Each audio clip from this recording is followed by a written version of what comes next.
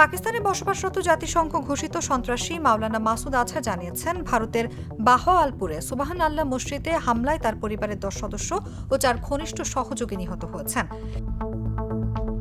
BBC Urdu জানিয়েছে, মাসুদ আজহারের নেতৃত্বে পরিচালিত জঙ্গি সংগঠন জইশ-ই-মোহাম্মদ বুধবার এক বিবৃতিতে জানিয়েছে, নিহতদের মধ্যে ছিলেন মাসুদের বড় বোন ও তার স্বামী, তার ভাতিজা ও তার স্ত্রী, একজন ভাগ্নি ও পরিবারের আরও 5 শিশু।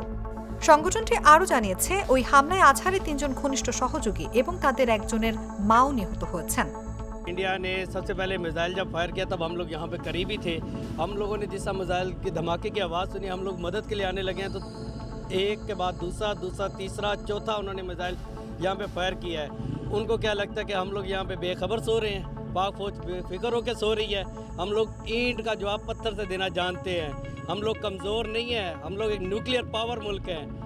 জেইএম 2019 সালের ফেব্রুয়ারিতে ভারত শাসিত কাশ্মীরে একটি আত্মঘাতী হামলা চালায়, যেখানে 40 জন সৈন্য নিহত হয়।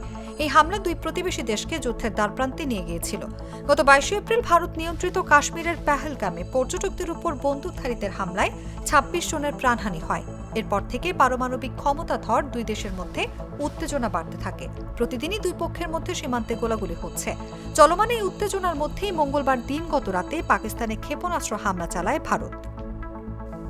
আবার পাকিস্তানের পাল্টা হামলায় ভারতে অন্তত 10 জন নিহত হয়েছেন, আহত হয়েছেন 32 জন। বিবিসির এক প্রতিবেদনে এ তথ্য জানানো হয়েছে।